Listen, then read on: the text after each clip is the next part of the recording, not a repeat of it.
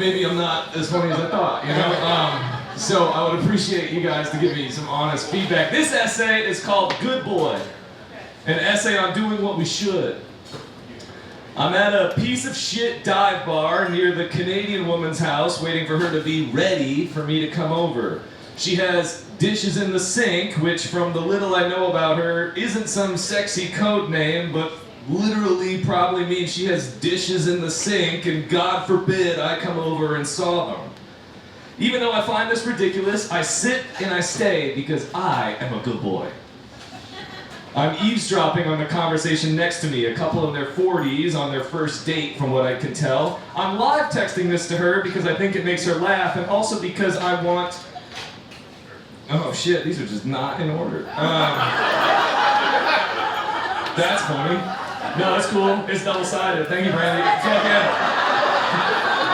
No, that's cool. This is why you fucking print before you get to the venue. Alright, no, it's cool. I'm live texting this to her because I think it makes her laugh, and also because I want to imprint on her how fucking bored I am while she makes me wait. And as much as I want to leave this shitty bar, I still interrupt her dishwashing and prolong my time with my slew of texts because in my Maslow's hierarchy of needs, laughs and validation are more important than my time. Time, in this instance, though, is pretty important because I thought I timed my edible perfectly. This dishwashing delay means there's a very good chance I become incredibly high in this sad bar instead of in her bed, which are two very different places to find yourself existentially stoned. Regardless, I continue to live text her my eavesdropping of the middle-aged first date. The guy, I texted her, is really out of her league. He looks like he's a firefighter, and she looks like she haggles with Kohl's Cash.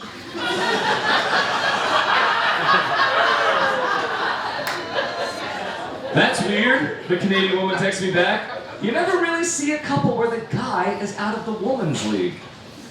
Now, wait a minute. I replied, what do you think that other people think when they see us together in public?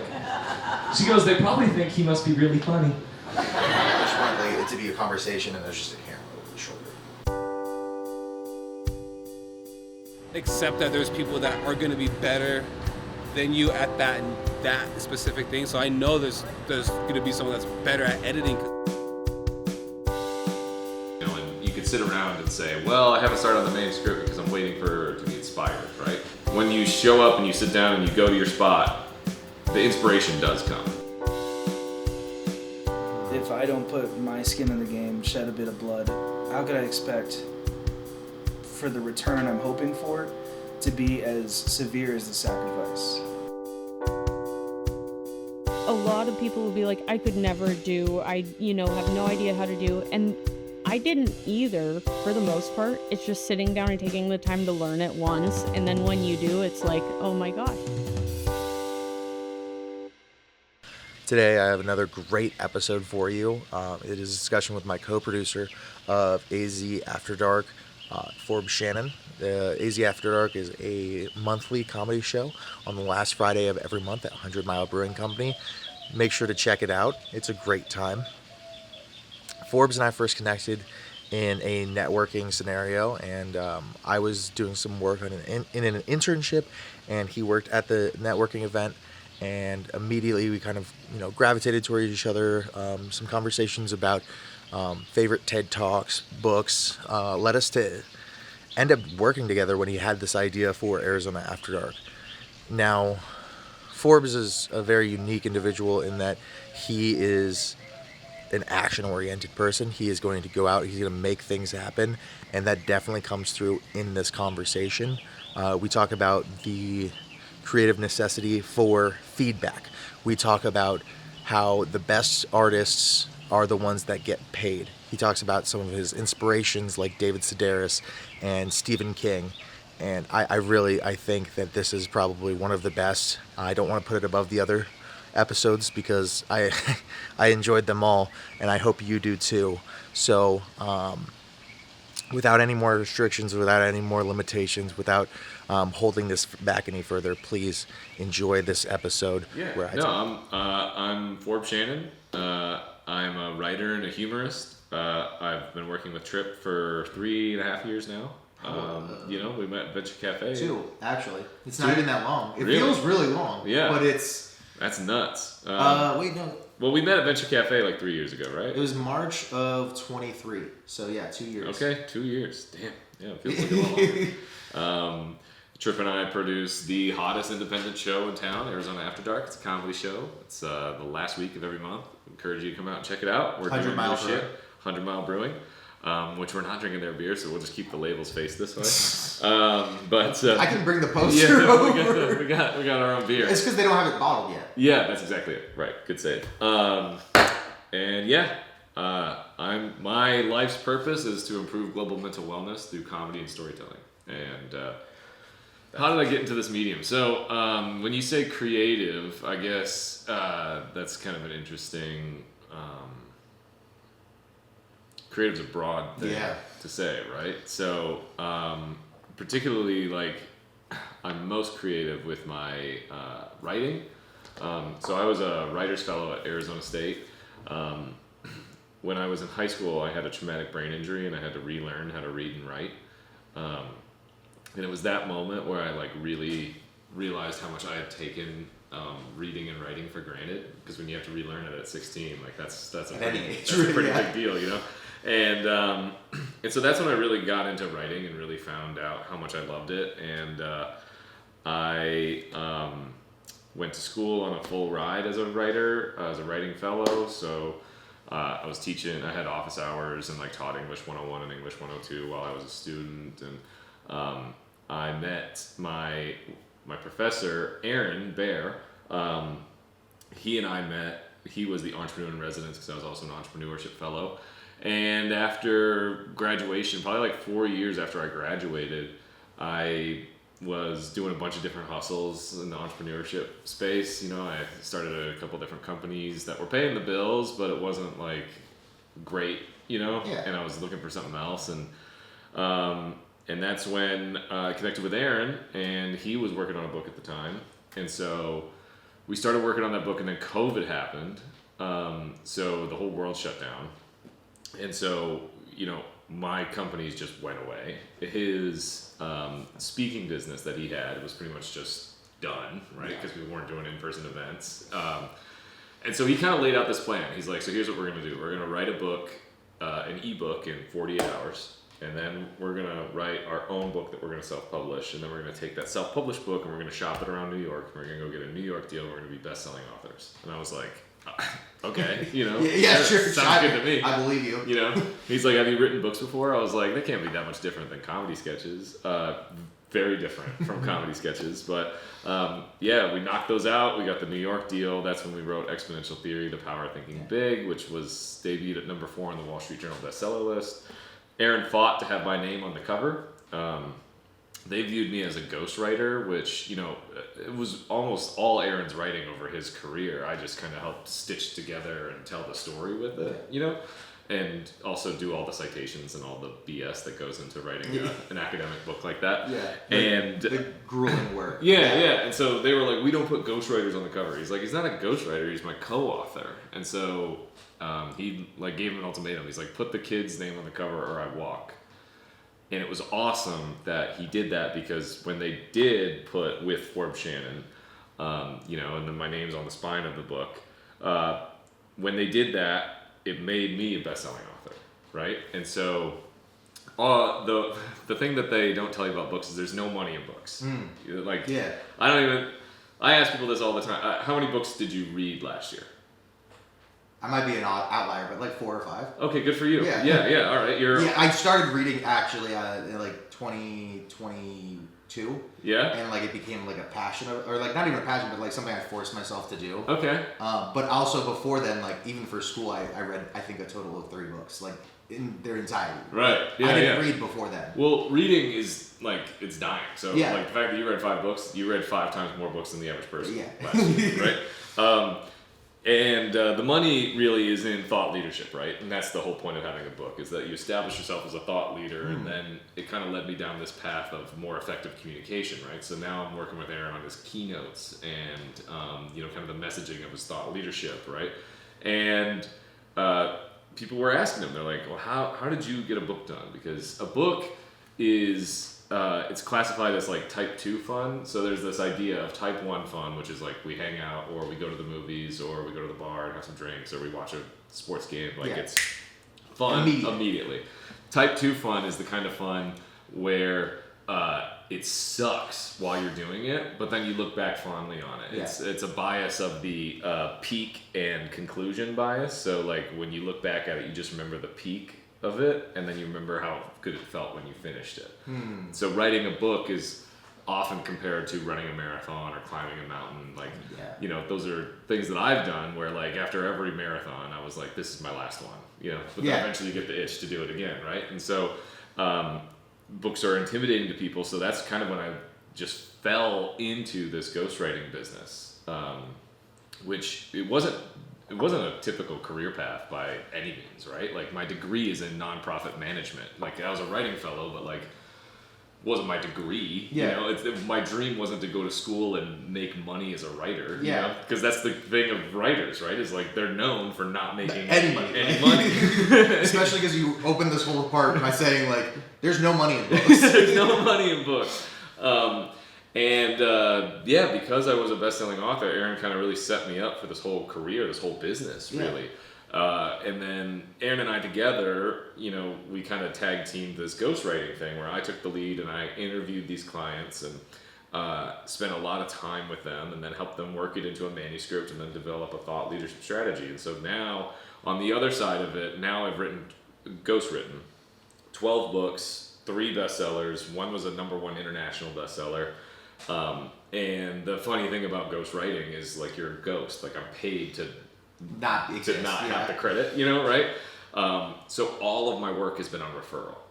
Other people referring out, and you know, to the point where, you know, the last book I wrote was, you know, for an A-lister, you know, #1 international bestseller. It was like the big book of the fall for the publisher. I got to work with one of the top 5 publishers in the world, which was a great connection for me to have. And it just continues to, you know, every time I say, this is the last book I'm doing, right?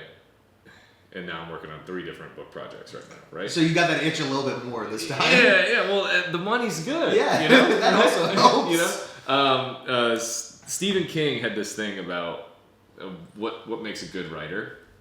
And it hit me because I always thought I was just an excellent writer, you know? Like I had ego in my writing, you know? And he said, the definition of a good writer is a writer that gets paid. He said, you can show me the best writer in the world, and if they haven't been paid, they're not a good writer. And it's like, okay, that's the true, like, so when you talk about creatives and creativity, you know, it's a real mindset shift when you switch from a hobby to work, right? Like a lot of people are creative hobbyists, and I think that's awesome, and it's an excellent outlet. You know, people have these secret passions and talents, and creativity means a lot of different things, right? It could be cooking, it could be knitting, it could be sewing, it could be, you know, gardening for all I care, right? Like that's a creative expression of you to make something, to create something. And the thing that I tell other writers when they're starting to write is like, you have to be prepared this won't be a hobby, you know, like it becomes work. It's a job, right? Like you go to work on days you don't want to go to work, you know? Like, and you'll find out really quick if the creativity thing is what you loved, or if you loved it because it was a way you unwound on Sunday evening. Like if you're kind of like putting that effort in, and you're getting that type 1 fun of like, this is fun, I'm doing this is fun, like painting, and this is fun. But you're saying like, if it's type 2 fun for you, if you're going through that, like the slog and actually putting in that work, and it becomes hard and you keep going. Well, when you write different when rents do. You know? I imagine so, yeah. Right? Like when you got like there's writing for fun, and then there's writing as a habit, right? Like I kind of stack these in terms of like mental discipline needed, right? There's writing for fun, there's writing every day, right? Which like a lot of writers that like, you know, David Sedaris said, like, if you don't write every day, you can't call yourself a writer because you have to literally work on that muscle every day, you know, and that really clicked it for me and made writing like a. It's getting your free throws. I've got a notebook in every room, right? Just pick it up and write it down. Even if it's a diary, you just have to work on the muscle of writing. And there's, like I said, there's writing for fun. There's writing as a habit. There's writing every day. Then there's writing on a deadline, and then there's writing to get paid, and then there's writing to get paid and on a deadline.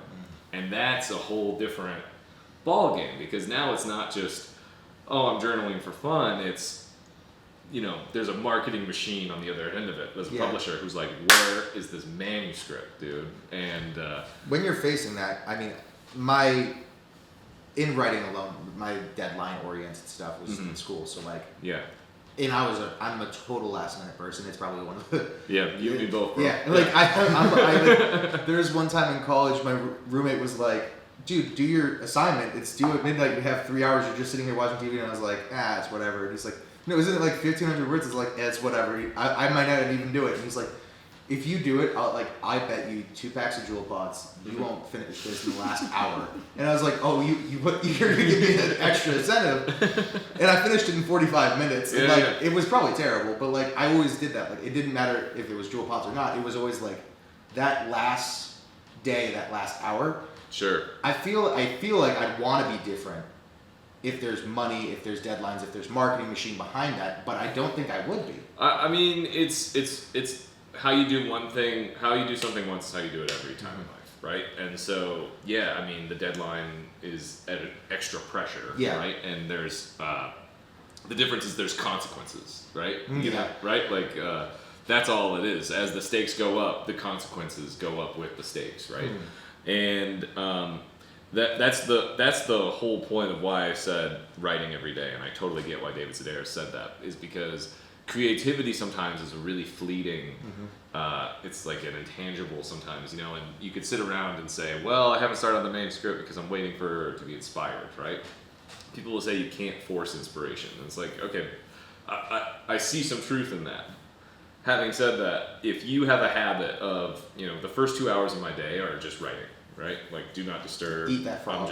I'm writing, And when you have that trained, it's just like going to the gym or any other habit. Like, when you show up and you sit down and you go to your spot, the inspiration does come, And sometimes you sit there, and sometimes you have some days where you're like uninspired, and you write for 2 hours, and you're like, I didn't write anything good, but I wrote. Because you have to build the system to have it so that when there's a deadline, when there's these external circumstances that are forcing you to be creative now, you have that system so that it's not like really squeezing it out of you. It feels familiar. It feels, because that's kind of the big, I think that's probably the big knock against creatives, is they're like, oh, well, the creatives, like, they'll do it when they feel like it, they'll do it when they're inspired, and it's just about, like, you can systematize creativity. You can, like, force yourself to build the systems around it so that it happens even on a rainy day.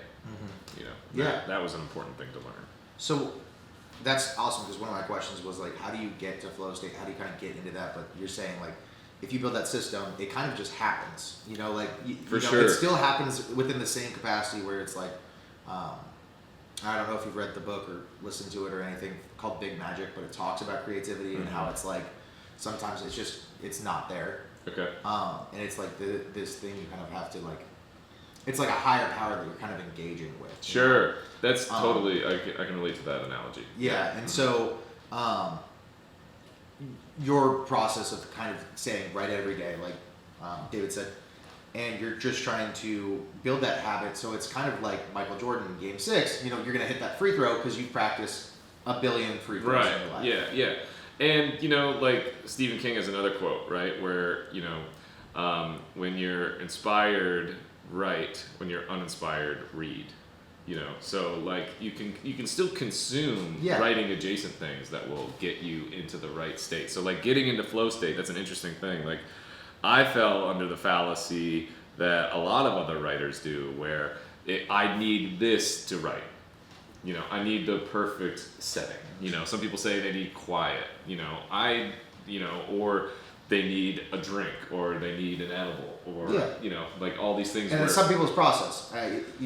Well, yeah. I think that, like, that may work on a surface level, you know, like, you know, I said this to Aaron, my writing partner, you know, I was like, I write best when I'm like 3 beers in. And he laughed and he's like, okay, you say that, but all the good ideas you have sober. And it's like, okay, so maybe I don't write better. And you know, he put it the best way. He's like, if anything, what the alcohol does is it just makes you sit in a place for 3 hours. You know, like you go to the bar and you bring your notebook and you know you have 3 beers and you're there for 3 hours and you're like, wow, I got a ton done. You know, is it the alcohol or is it the fact that I just fucking sat down? That you found a third place that's not your home, it's not your office. It's like, you know, like would it be the same if it was a coffee shop and it was, you know, 8 a.m. in the morning? Yeah, for sure. I mean, I love to write in public. Yeah. That's my favorite kind of writing. I don't know what it is about being in a public space, but it's just awesome. Just either writing, I like to do journal entries and that, but like also like editing a video in a public space is also, I can understand that. Sure, yeah. I mean, like my writing in public is I'll put headphones in but not play anything, you know? So like you put the headphones in, A, so that people get the cue to like not disrupt you, but B, because I'll look around and I'm eavesdropping. I'm just listening to other people. Nice. You know, right? Yeah. Because I find really funny stuff in what other people say. Like, you know, and most of my essays are based in something I heard where I was like, that's funny. Because people will unintentionally say something that they don't realize by saying this one line. They've told me so much more about them, you know? And it's just like improv, you know? Like, improv is all listening. Right? People say like, oh, you have to be really creative, you have to be really funny. No, you just have to be a really good listener. Like Yeah. that's the most important skill of improv, and I think that's the most important skill to enable creativity is listening. Like, and when I say listening, even. yeah, when I say listening, it's not just auditory, right? It's like listening to the world around you. You know, seeing the signs. You know, like meditation has been the ultimate game changer for my writing. When did that start? Yeah, meditation started for me during COVID, which coincided with like my professional writing career, really. Yeah. But like, you know, as you get better at your creative task, right? Like, as I've gotten better with my creativity of writing, I've become much more in tune with, like, I can tell. There was one client I had that was behind on invoices, and I continued on with the milestone, and I delivered the next chunk that I needed to deliver despite they were behind. And then when I read it before I sent it, I could tell from reading it that I was resentful. And like, there's these little things that like we don't realize that like accidentally come out of us when we're being creative, that if you're not fully aware or you haven't quieted the noise in your mind, accidentally comes out in your work, right? So, you know, I meditate before I write every time.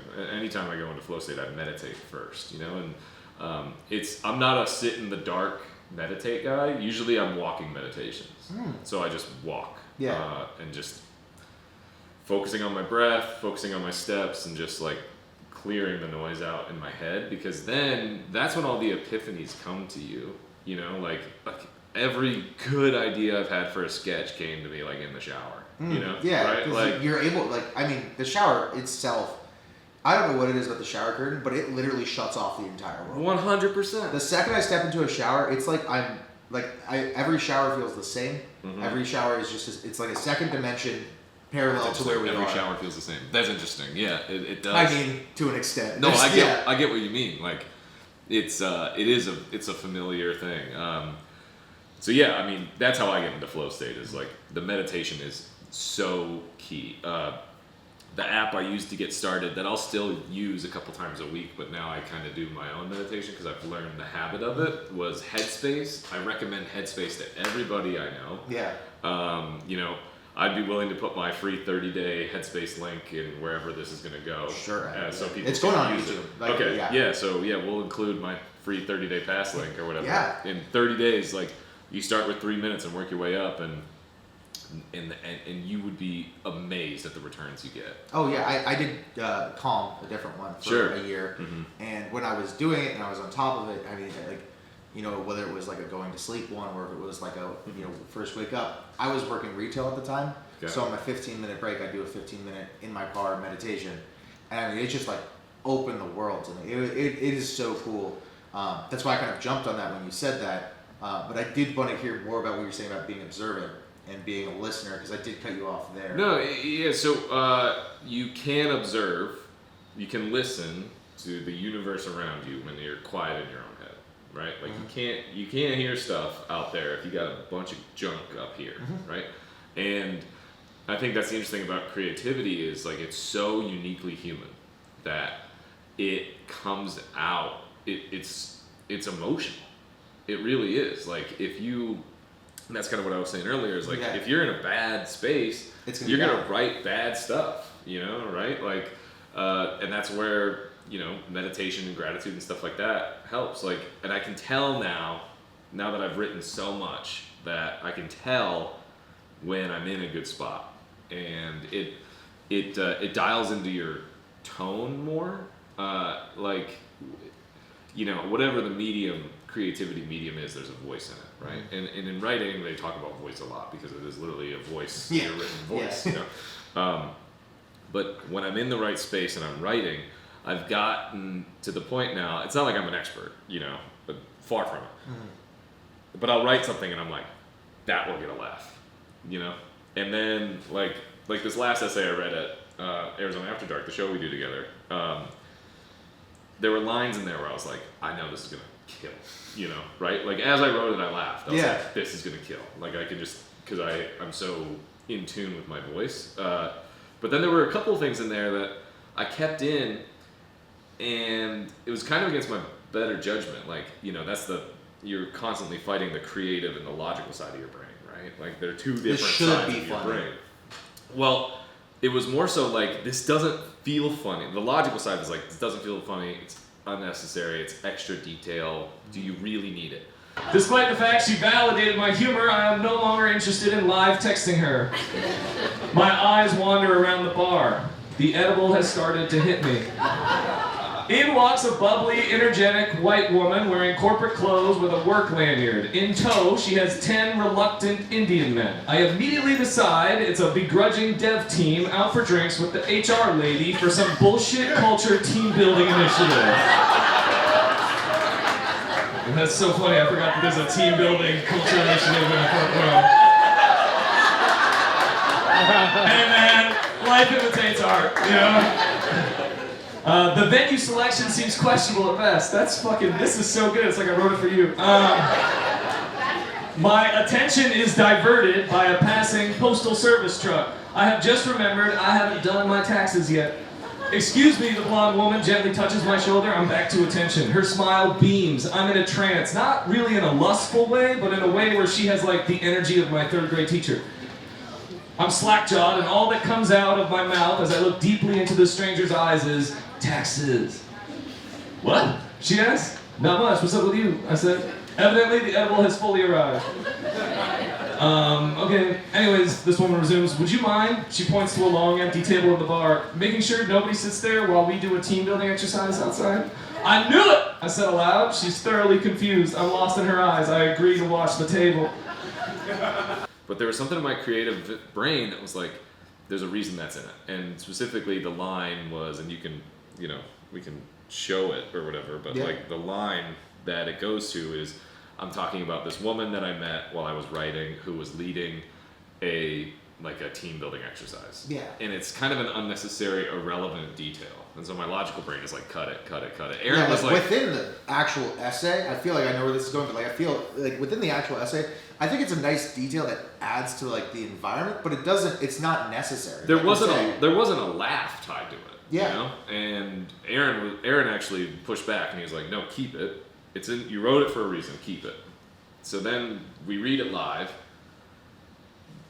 The first 2 rows happened to be a team building exercise, right? And it was like, and that part just murdered because of the circumstance of it. And that's like the magic of observing and listening to the universe. Is like, I didn't know, I actually thought I should kill this, it's not funny. And objectively it isn't funny, but for some reason, divine intervention, I write this thing about, team building, and there happens to be a whole, like literally a 20-person company was there, like on a team building thing. If you wrote a script about this, it's almost like like I feel like if like it was a Kendrick song or like a Wes Anderson film or whatever it is, people would be like, oh my gosh, the layers to this, where has to in the story he has to save a seat for 20 people, and then he's actually like, oh, should I cut this line or I don't? And then he's like, you know what, I'm gonna save this line about saving the seat for 20 people, and then you actually books 20 seats for 20 people who are there.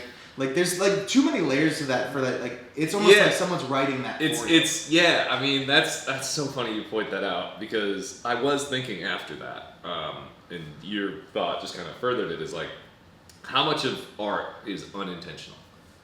You know, like, because it's easy as a third-party observer to look at someone else's art and be like, ah, I see what you did there, and the artist is like, that's not, that was nothing. Yeah, you know, like I would love to say like, yeah, I fucking see the future. I knew there would be 20 people, but I'm telling you, I was like, kill this line, and that's where, you know, like having a writing partner, having a creativity partner, like what I have in Aaron, is very important, because whatever the version of it is for painting or film or whatever, or music, is like, you get caught, if you get caught editing while you're writing, you're dead. Like, you need to write, and then you need to edit, you know, and you have to constantly seek feedback, because, you know, it's not like when I said like, oh, I've written so much, I'm dialed in, it's not the actual writing that dials me in, it's that I read all of these essays, right? So I wrote this last essay about a friend of mine, and it was 5 different little essays that I wrote over the course of a month, and whenever I saw her, I read it to her, you know, which, you know, she was like, I can't remember the last time someone read to me, you know, but like I would read an essay, and the parts that she'd laugh at, I would star, you know, and I was like, okay, and then I read one essay live, and it's the first time everyone's heard it, and I'm like, wow, that was funny, like everything had a laugh, and it's like, yeah, because I wrote 5 essays to get here, you know, right? Like, you have to just write it, and then you don't know what you're going to keep, and that's why having a creative partner in the feedback, because a creative partner will protect your own work from yourself, right? Because every creative, in my opinion, is their own worst critic, you know? Like, I constantly find myself just... It's unbelievable the things creatives tell, or like artists just tell themselves in their head. For sure.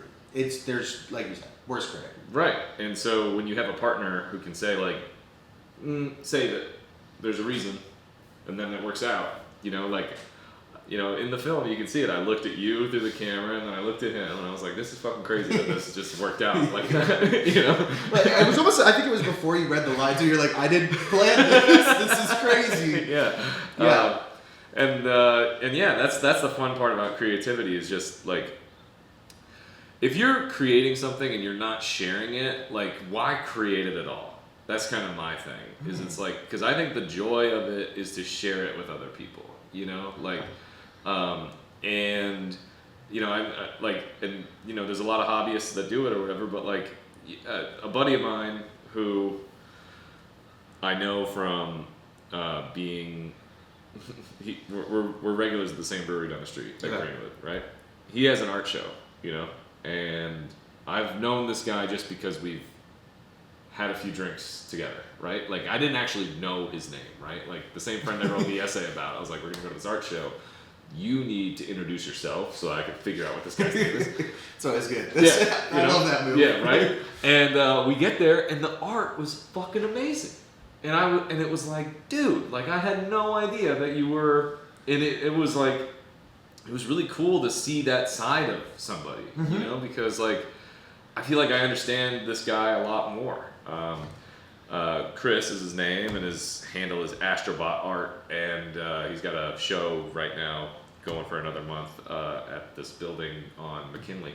But it was awesome, because I was like, this is the point of art, in my opinion, of creativity, is to share it with somebody, even if it's just one person, if it's your partner, if it's your spouse, if it's your dog, whatever. You know? Like, hey, I made this, you know, because not because you're like showing it off. I don't view it like that. It's like, I understand you more now that I've, you know, right? It's like it's getting that connection. It's furthering that connection you have with other people. It's like when someone makes stuff for you, you know, like when someone makes you dinner, like when you eat their food, whether or not you're listening to the universe, you're learning more about who they are, And I think that's what makes creativity so uniquely human, is the ability to share it and for other people to receive it. Because just like in conversations, right?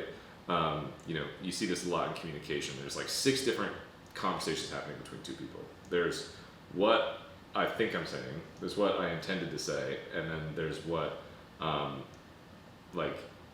unintentionally am saying. And on the flip side, the other person is hearing 3 different things, right? Like you could say, hey, the light's green, like if we're in the car together, right? And I could just be stating a fact. I could be saying, hey, hurry up, I'm late, or I could be saying, you're not paying attention, right? And the other person could hear all of those and like things I hear that, and I'm hearing like, okay, it's a fact. Second, would be like unintended. It's like I was thinking the third one would be like, oh, I'm a bad driver. Right. Might be like my interpretation Right. of it. Yeah. And it's like, oh, he hates me too. I'm not picking or whatever. So that's the cool part about creativity, is like it means something different to everybody else. And the thing that I'm working on the hardest right now, the next thing that I think if I accomplish it I will level up entirely, is mastering how I can tell a story about me that is not about me. Like, how can I, because that's the beauty of stories, right? That's why we watch movies and TV shows and we read books, is not because we care about Luke Skywalker, but because we see a part of ourselves in Luke Skywalker, right? Yeah, someone who just wants to get out of where their hometown. That could be the smallest attachment point to Luke Skywalker. Right, exactly. It's when you tell a story that sounds like I'm telling a story, but you tell it in a way where everyone can see a piece of themselves in it, then you're sharing a story, right? And that's the difference, is like, I could tell you like, I had this omelet the other day and it was incredible. And you're like, I don't give a shit, right? But if I say like, I got this omelet and they messed it up, but there was something really good in it and I've never had it, all of a sudden you're like, oh, that accident has happened to me too. And now we're having a discussion about how happy accidents happen, right? Yeah. And we're sharing a story, as opposed to just like, I'm telling it about me. If you can do just that little pivot where you still are telling your story, but you're telling something that's relatable, something that someone else can give a shit about, then you have the whole wider discussion, right? And that's where, that's what I'm constantly focused on, is like, am I writing this from ego? Am I writing this just as me? Do I want people to see how cool I am? Or am I writing this in a way where someone else can see themselves in it, right? So like, it sounds like I'm writing this story about this woman that I'm interested in, right? But really what I'm writing is about how like, I feel like this person is training me, right? And immediately everyone's like, I've been trained by somebody, I felt that way, someone felt like they were calling me a good boy, right? And then it's not about me and this woman, it's about everyone in the room gets to share a piece of it, of, oh, I had a boyfriend or a girlfriend like that, or, oh my God, that sounds like something my parents would say, or, and then... Or even with that, because I'm probably going to even just put this at the beginning of this episode or whatever, like that read, I mean, if you're okay with that. For sure. Or just parts of it, but like even with the this time edible part of the story, where there's a ticking clock too. Right. We've all been there, deadline oriented or not. You're like, oh, wait, right. How is this going to work out? And that's an important part of creativity too, is like adding stakes to something. Like I think of like a paint canvas is super cool because it's got a border on it, right? Limitation. Yeah, right. So you kind of construct a limitation in all your different art, and you don't realize that you're doing it. But when you construct it and then fill it, then people can understand it more, and then you take some creative liberties. Like the edible thing is true, but it was about something that happened at a totally different time, right? It was one of the 5 essays. It was an element of one of the 5 essays, but I was like, I knew that this added something to it, so I'm going to add it here. And I think that's kind of where, like, creativity gets like muddy. Is for me was I was like, no, it's not how it happened. It didn't happen like that, right? Yeah. But it did happen like that another time, And so it's like a culmination, and it's like, I mean, I get where you're coming from, because like I will have things where I'm like, oh, this video doesn't make sense to add to this, or it's completely out of context, but it works so well in it that I should add it, but I don't. You know, like it's kind of like in your mind you have like that logical. Well, this doesn't make sense here because it's not.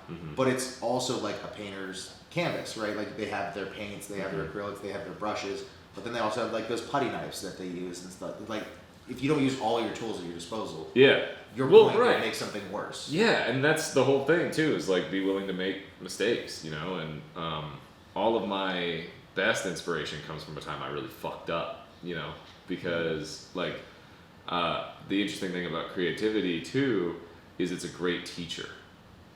Like it's a great way to learn stuff.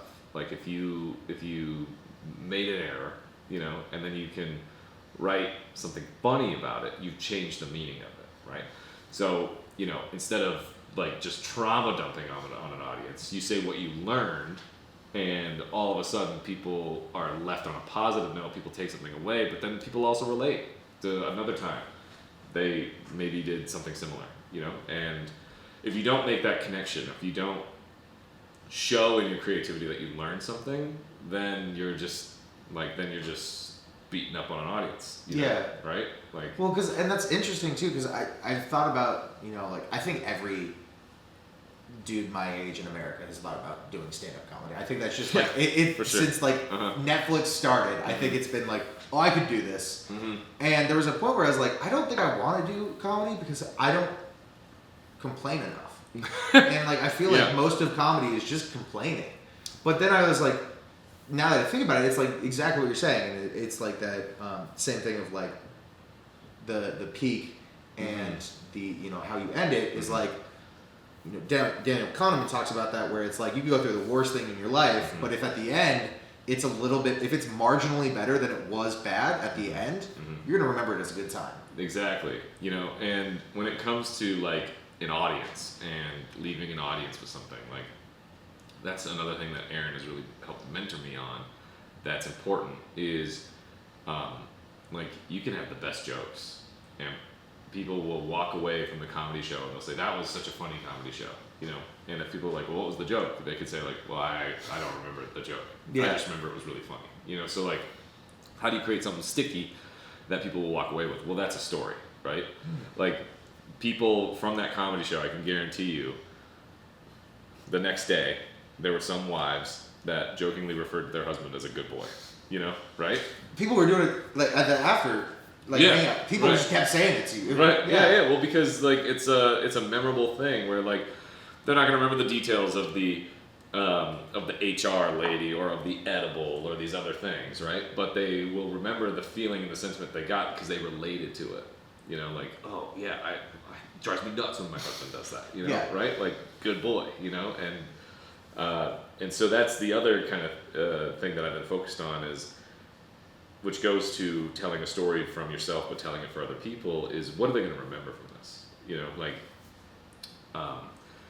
you know, especially in a comedy show when you're reading an essay in the middle of a comedy show, right? Which a lot of the people that I do comedy with were like, this doesn't work. And I was like, fuck you, I'll make it work, you know, right? And you've seen the evolution. I was a little worried. I mean, you weren't the first essay. There was the spoken word that we did. Yeah. The spoken word poetry. That did a lot better than I thought it was going to. And I'm sure it's because you saw it happen, or you talked to the person, and you were like, I think Jordan. Yeah. After seeing that, I was a little bit like more like, okay, Forbes is going to read an essay, sure. Okay, we've done this already. Yeah. It wasn't what I thought it was going to be, like a total like blunder. And every time since, I think you've also crafted the way you deliver it too, because like it's just gotten better each time. Well. Thanks for saying that. This is like, I think the fourth show I've done an essay. And the key is, it's like the one I did was like 7 minutes this time, right? Before it was 20, it was 18, and then it was 14. And why you constantly seek feedback is it's like, it does not work at this length in this medium. You know? Like, because then, you know, like, you have to have respect for your audience, right? Like, okay, I'm reading this, it's going to be at like probably 8:35 that I start reading it. These people are probably 2, 3, maybe 4 drinks deep. You know, everything else is super high energy. This has got to fucking punch. And it's got to be so brain dead simple that people that are late like up late on a Friday night, drinking, socializing can take something away from it, you know, and like you have to just. They've had a long week. Yeah, you gotta. There's a lot more to that, you know. Yeah, you know, I mean, so like I used to tour with Rob Schneider, the stand-up comedian, and he taught me something about audience respect that really kind of rocked my world when it came to audience. You know, he was like insistent. He's like, you're wearing a suit because these people, you know, like we were in a handshake line, a meet and greet after a show, like in Miami or something, and this woman came up to him and gave him a huge hug, and she said, "You were my Christmas gift." And it was like, bro, like this woman on Christmas morning opened up Rob Schneider tickets, and that was her gift. Yeah. And so not only are they spending their disposable income, they're giving you their time, they're paying for a babysitter, they're paying for an Uber, they're doing the drink minimum, they're paying for parking if they drove, you know? Like, you better be good. Yeah. If people are going to invest that much in you, you better deliver. Otherwise, what are you doing? You know? Yeah. I mean, that's just like, I think that goes even further back in this conversation to that like hobbyist versus getting paid. Mm-hmm. And like, that's another difference is like, some people think they can just show up and like, you know, I'm guilty of it. I'm talking about myself in this, and like, I can just show up the way I am, and because I'm, you know, good at what I do and I'm creative, and this is more of a hobby for me at the time. At this time, you kind of have that mentality. But if you show up the way you're supposed to show up, and you dress the way you're supposed to, because that's what people are gonna expect out of you someday, you might even bring that. But it is kind of it adds to that differentiation between good writers get paid. Better. Yeah, I think it's not even just tied to hobbyists and getting paid, because like you can get to the, like I've worked with some very famous comedians who like they show up and you can tell it's like a bad day at work, you know, it's a bad day in the office, you know, they're here for a check, you know, and so you have to still have that gratitude regardless if you're getting paid or if it's a hobby, you know. Yeah. Like you gotta like it's even more so when you're getting paid, like you gotta have the stakes higher, because it's like you people are here for a show, man. It's your responsibility to give it to them. You build yourself as the guy who's going to give them a show. They're expecting one. Mm-hmm. It doesn't matter what kind of crap you got going on in your day. You know, like when I read that essay, you know, like I finished that essay 3 hours before showtime, you know, and in that essay there's a line about how this woman's car got towed, and that happened the night before, you know. So like first thing in the morning, I'm at a tow yard. It's really easy to be in a shit mood when that's how you start your day, but you can't. You gotta meditate. You gotta leave that shit at the door, and you gotta go and do a good show.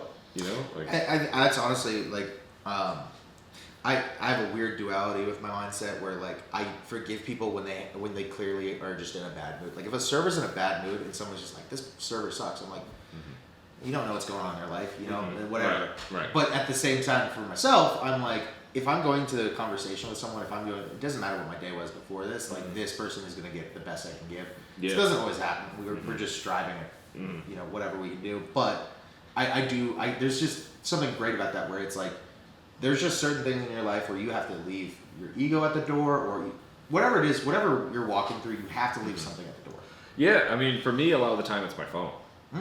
Like I have to, like, I pride myself on when I'm with my friends that I throw my phone away, you know, like, because it's a deliberate thing about being present for people, you know, like, and you have to have, if you're gonna have that same respect for your friends or your girlfriend or your boyfriend or whatever, you know, like, if I'm asking everyone in the audience to turn their phone off, my phone should be off, you know. And then if you're gonna ask that of if you're gonna do that for other people, why wouldn't you do it for yourself? Why wouldn't you turn your phone off when it's time to go and write?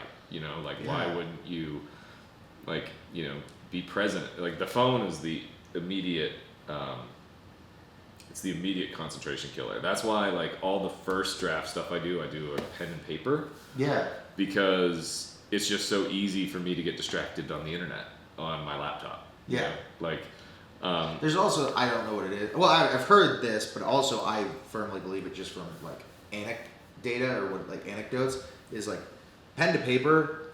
I've heard immediately like triggers the subconscious for sure. Mm-hmm. But I just personally, whether that's placebo or not, believe that. Like when I do pen and paper, it's a lot more of a connection than typing. Yeah, I mean, and that's different kind of, creativity styles, right? It's like getting back to what's human, like I would imagine that, like for musicians, for example, I think a lot of it is probably just with their ear, right? This melody sounded right, like let me just hum it out, you're not, I think GarageBand's awesome, but I don't think you're getting your most creativity out of a software. Like, so that kind of leads into like another part of the discussion is like, you hear a lot about AI and a lot of creatives push back on AI, and they're wrong to do that because AI is the most powerful tool on the planet, and it is not here to replace, it is here to augment what you're doing. It's here to make it better, there's like, I know a bunch of and I was one. There's a bunch of writers, and I was one, that were like, ChatGPT sucks, you can't do what I can. And it's like, good, it shouldn't. You're a human. You have human intelligence. It's artificial intelligence. But if you're not going to use AI, if you're not going to use artificial intelligence somewhere in your process, you will be left behind, And it can be, and that's where you need to be creative with AI. Like, that's one of the reasons I love artificial intelligence and interacting with it, is because it lights me up creatively, because it's like, this is the most powerful tool ever. I don't even know if I'm using it right. Like, I probably only use AI like 5% of what it can do, Yeah, or like, because I always, at the weirdest things, I ask AI, like, I need 5 places that are in this block for restaurant ideas when I can't think of any. But then I also use it for like coding a website, and that's something I've never been able to do before. And now I'm like coding different pages on a website because I'm just like, this is what I want it to look like. This is the color I want it to be. I trained my ChatGPT on my handwriting. So I took a picture of my handwriting and I uploaded it, and I said word, and then I typed it out and I walked it through it. I was like, word for word, this is what this says. I need you to understand my handwriting, And I did a couple different samples. I said, this is my handwriting when I'm sitting at a desk, because every time I write the location of where I'm writing, right? So like, that's smart. This is what my handwriting looks like when I'm in the back of a car. This is what my handwriting looks like when I'm on a plane, and like trying to train it. And I lost a notebook one time, and this is the only reason I do this, is I lost a notebook, and I was like, fuck, right? So every time I'm done writing, I take a picture of it and I upload it to ChatGPT, and it transcribes it all for me. And now I've got a head start into my Word doc, which like, that's another reason why writing on paper to start is so important, is because it's a real pain in the ass to edit your first draft in a notebook. Like you're almost forced to just keep writing, like on a computer processor, Word or Google Docs or whatever. It's super easy. Transfer it, and then you're like reading it, and you're like, what? That doesn't make sense. Yeah, right. And then you get caught in the creative trap of revising and editing while you're creating, and that's, like I said, that's when every time I've had a project die or fail, it's because I caught myself doing that. Not getting to, that's interesting. So I recently was trying to just write a script, because I haven't done that since college, and well, aside for the scripts we wrote, and I was like really just trying to get into this. Like I keep feeling like I have this idea of this couple that has issues, and I just want to tell a simple story, a short story. And I'd get to a point where it's like, I just would get to a wall and be like, okay, you know what, that's it for today. I hit that point, and then I had a hard time getting back to it. But then when I got back to it, then it was like, okay, and now I'm seeing that where I was actually revising and editing while I was creating, and almost like too much to where I was like, well, does this line tie too much to this? And then I got to the end, and there was like, I had completely, Act 2, I wrote it twice. Just the whole act, wrote it twice. And then I was like, well, which one works better? But that's interesting, because I hadn't realized that was what was happening. Until this conversation. Well, Jordan Peele, who's now going to go down as one of the best filmmakers of all time, with the movies he's been making, right? Which is still crazy. Like, I remember when his first, like, serious movie came out, and everyone's like, wait, Jordan Peele from Key and Peele? Like, what? Right. Yeah. He says that when he's writing a first draft, he has to remind himself that he's just simply shoveling sand into the sandbox that he will build a castle out of later. And that's super important to realize, that you're just building a foundation, and he, when he writes movies, he was just talking about his like latest movie, which is about like a football quarterback, is he was like, I wrote it like it's my favorite movie ever. Like, I didn't consider budget. I didn't consider all the other constraints that comes with making a final commercial product. I just wrote it. This is the best I can do. You know, this is what I love. You know, and that's what, when I heard that, that's kind of what triggered me to keep writing more essays. Is it's like, yeah, you know, I like a 20-minute essay. You know. Yeah. So I'm gonna write a 20-minute essay. And then, you know, the movie studio, the producers of Arizona After Dark or whatever, you know, they'll say, yeah, okay, well, you got 7 minutes, dude. Yeah. You know? It's kind of weird that we have like 5 minutes comedy, 5 minutes improv, and then a 20-minute essay. Yeah. So we're going to cut you. Yeah, no, there was a fucking mutiny, you know? Which hurts. But then also it's like, and that's one of the things I will like commend you for, and like one of the other producers, you know, comments, Alex, you know, he loves when I just give him like straight up feedback, and like what I love about Alex is that I can just say like, dude, your jokes weren't great tonight, but they're close. Like you're getting somewhere. But like there's so many people. Like I had a class once where we had to recreate a scene from a movie, or we could present an original script. But my teacher, who grew up in the Bosnian War, really intense guy, was like, don't do your own. You can, but you're not going to write a better script than Scorsese. So just do a Scorsese scene and recreate it, because it's an or it was a filming directing class. And one kid, you know, was like, no, I'm going to use this to be my final in another class video for this. A lot of people would do that. And so he ended up doing it. And we sat through the 8-minute video, and the teacher just didn't know what to say. And like I said, the reason I brought up the Bosnian War thing is he was intense. So he just cut into this kid. He's like, we can't even begin. This is so bad. And he's like, this is the perfect example of why we tell you not to do your own scripts, and then just kind of like cut into this kid. And the kid started getting defensive. Yeah. And he wasn't hearing the feedback of like, hey man, yeah, you tried to get away with something, you got caught, but also like, your hubris, your ego, whatever it is, for sure, made you think that your script was good enough to compete with these other people, and now you're taking away from the actual lesson, which is directing and filming. For sure. And so, after seeing that, I was like, I need to be the most like egoless, receiver of critiques. Yeah, I mean, feedback, creativity-wise, is tough. You know, like, when I first said I was going to do an essay, I read it for Aaron and Keith, and they both were like, don't do this. This is going to bomb, you know, because I read it just to them, you know, and I was like, it's not going to bomb. And it didn't bomb. You know, people were like, oh shit, you know, there is something here, right? And it took a long time to get here. There was a mutiny where everyone was like, no more essays. And that's where having a writing partner is really important, because Aaron's like, hey, I already told him it's got to be short, and it's going to be tight, and I'm going to work with him on it, but he's doing it because I believe in it. And you need someone to believe in you. That's like the most important thing. Now, when it comes to feedback, it's hard to hear feedback because we meet, like, it's personal. It's a creative part of us, right? So it's tough to get in that trap of when people don't like your stuff. You know, the reality is everything is relative. So if, you know, it's something that we used to teach in service when I was like working in restaurants was, you know, everything in the eye of the customer is right. You know, right? Everyone, to think is to create. You are always right. You know, like if the food took 30 minutes to get to their table, and in their mind it didn't take that long, then it didn't take that long, even though it's 14 minutes over our target ticket time. You know, the food gets there in 4 minutes, and they think it took too long, then the food took too long, right? It's the same thing with creativity, you know?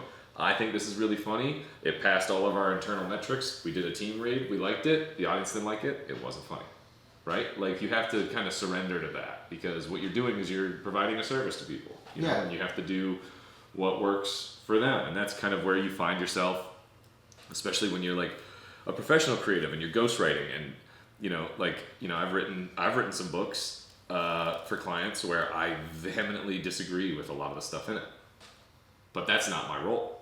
You know, the client has to be happy, right? Like, at a certain point, you realize that the creativity you're doing for yourself isn't like it is in service for other people, and so you have to be humble enough to accept feedback. Now, the caveat that I really like about accepting feedback is you can accept the feedback and not accept their solution.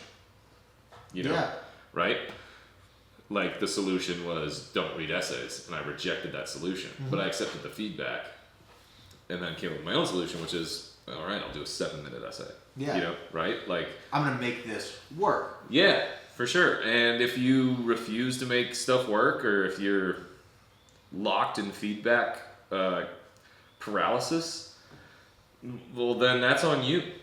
Yeah, You know? and that's why I love this story. That's why I shared that story about the kid in my directing class, was because he immediately started like arguing with the teacher instead of receiving the feedback, and then after was like, "Oh, fuck this teacher. He doesn't know what he's talking about. He shouldn't have done that to me. I'm a student." It's like, well, first of all, he's never once showed himself to be anyone else, but also like, again, if you don't hear that, if you don't say, okay, well, you know what, I'm gonna go ahead and make this the best I can make it, then like there's that kind of switch of like, I can make this work for you, or I can make this work in general, or you can just say, you know, like the world's the problem, not me. Well, and you know, the reality, like, we always want to be judged not by our actions, but by our intent. We always say, well, I didn't mean to hurt your feelings. That's my intent. My intent wasn't to hurt your feelings. My actions hurt your feelings.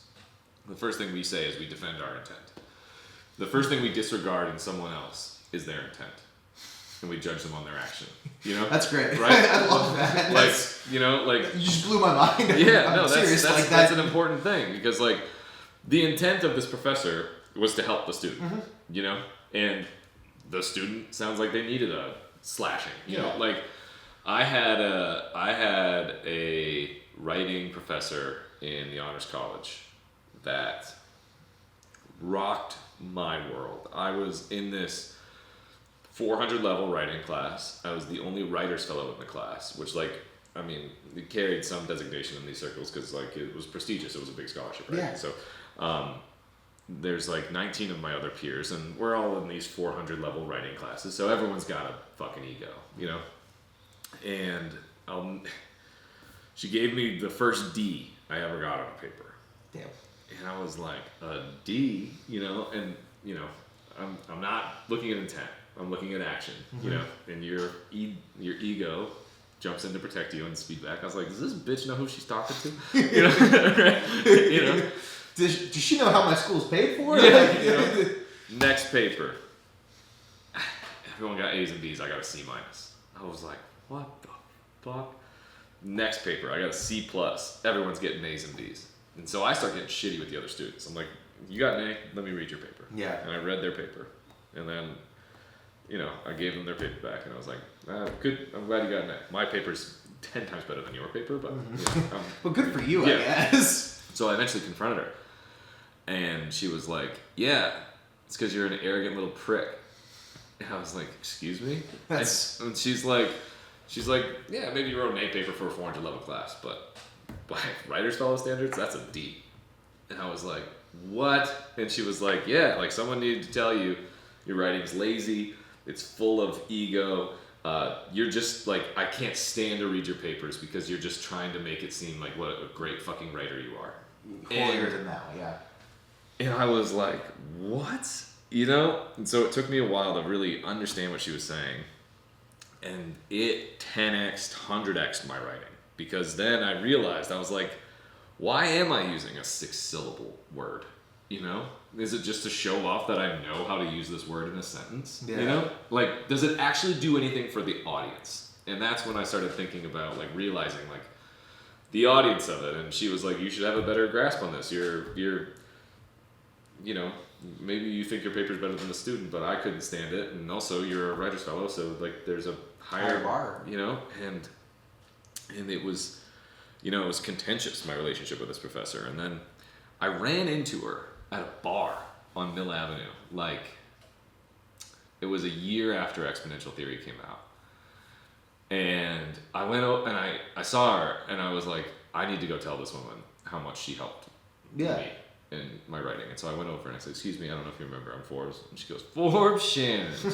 She goes, you a best-selling author yet? I said, I am. She said, I knew you would. That's awesome. And I was like, fuck. It was Mr. Miyagiing on another level. That's so crazy. And it's the intent, Also, the fact that the setting is like Bill Avenue. Yeah, Casey Moore's, dude. Yeah, it was Casey Moore's. That's so cool. I caught her smoking a cigarette. Yeah. Yeah.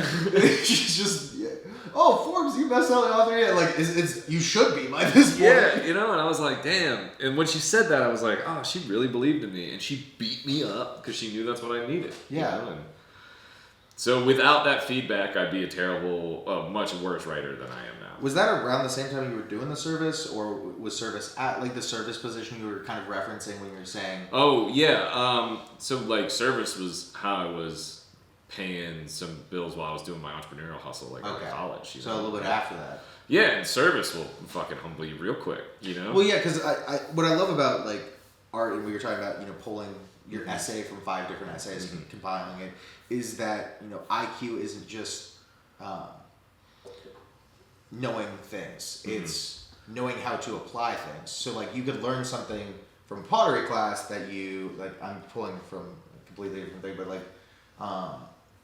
when a running back for a football team does ballet and then becomes a better running back. Right. So I was wondering if those even ran parallel to having a personal life is very important for creativity. I thought that writers lived alone in a cabin and wrote, and then I tried that and my writing sucked. And I was like, dude, I need to be around people. I need to be inspired. So I've started this new thing where I just say yes to crazy events, things that people invite me to that otherwise I would have a closed mind and be like, I'm not doing that.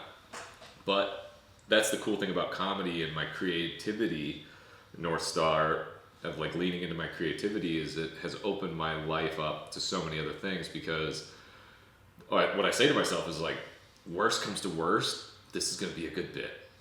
I'm gonna, I'll get a story out of it. Right? Yeah. And that's how you end up at a fucking roller derby match on a Wednesday night in Glendale in a warehouse, Yeah.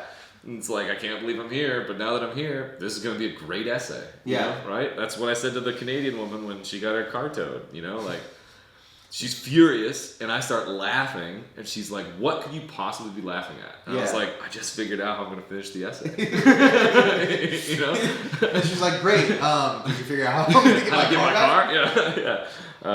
And that's always a bad look. I was on a date once that this girl was complaining ruthlessly about her roommate, and I had, a roommate in college that was terrible. He, read my text messages to see if I was talking shit. It was a real bad relationship. So she's complaining about how this roommate was just normal roommate stuff, and I couldn't stop laughing, and I felt really bad because she's telling me all of this heartfelt stuff, and I'm just kind of laughing at her. So that story kind of reminded me of her car is been towed, she's trying to get it out, and you're just laughing. I'm laughing. Yeah, it's how does that not feel like it's at me? Aaron says this all the time. It's the first line in our new book that's coming out. It's really not that serious is the name of the book, and the first line is either you're laughing at the world or the world is laughing at you. That's just when it comes down to it, that's all it is. It's a choice to laugh at the crappy things that happen to us. It's a choice to say I have to do this or I get to do this. It's literally just a mindset shift. And then once you start laughing at the world, stuff happens to you and it just don't matter. Most of my best stuff is rooted in trauma that I don't Yeah. And it's how I process it. That's the other thing about creativity is it's healing, and when you can laugh at terrible things that happened and find a lesson and share it with somebody. Well, was it a terrible thing that happened? Or did it make you better because of it? So. Yeah, I always like to say, life's a joke, laugh at it. Yeah, or just laugh. And sometimes when you say that, this is the wrong person. They're like, right? Are you okay, it man? It could be really insensitive too Yeah. if you say it, True. the wrong thing. Yeah. People have got to be in the right mind to have it. But I love that point too. Even further, the idea that you decide whether or not it's a decision of how and it kind of ties to a lot of what we've said here. It's just, or you've really said, but it is that decision to make it work for you, or again, it's a system of the world's working against you, laughing at you? Yeah, and a lot of the times, if you're listening to the universe is trying to tell you something. You know, like, and I said that to her. I was like, maybe you weren't supposed to drive home tonight. Maybe there's going to be a car accident. You know. Yeah. And I'm grasping at straws to try and make her not so mad at me, right? But you know. Yeah. Right. Like, Aaron has this great joke about you know, like, we were at an airport one time, him and I, and we're in line, and they stopped the line. They're like, oh, hold on, this flight's going to be delayed an hour. We got to check something with the engine. And this guy's like, oh, are you serious? And Aaron's like, aren't you glad they found out about it now? Instead of mid-flight. Are you serious? Like, you want to fly. You're more than most. Yeah, it sounds like a great thing, dude. Yeah. Yeah, man. So yeah, that's what I got. Yeah. I thanked you before this, but I really appreciate Of course, man. Yeah. you doing this, and like, it's, again, I think one of the cool things about you is a lot of times when I'm in my space of creativity and trying to do stuff, I'm a few years behind you age-wise. But I definitely look at you as a mentor and someone like every time we talk, I pick up a little thing. You've told me that handwriting thing where you take pictures and you train AI, and I immediately was like, that's life changing. I've shared it with at least 30 people since. Yeah, it's creative. It's a creative solution, right? It was because I just was like, I wonder if this will work, and that word "wonder" is really, really important. Like, when we don't have any attachments or resistance or limitations, right? This is the most important part to take away from this conversation. If you live a life with 0 attachments, 0 resistance, and 0 limitations, 0 attachments, 0 resistance, 0 limitations, you're open up to childlike wonder, and you can make anything like if you're attached to something of how we used to do it kills your wonder. You know, if you're resistant to something that's going to disrupt you, it shuts off your wonder. You know, if you have a limitation of what you think you're capable of, it shuts off your wonder. And the most important thing for creativity is to wonder. Like, I wonder if this will work. You know, every invention we have came from a wonder, from an idea.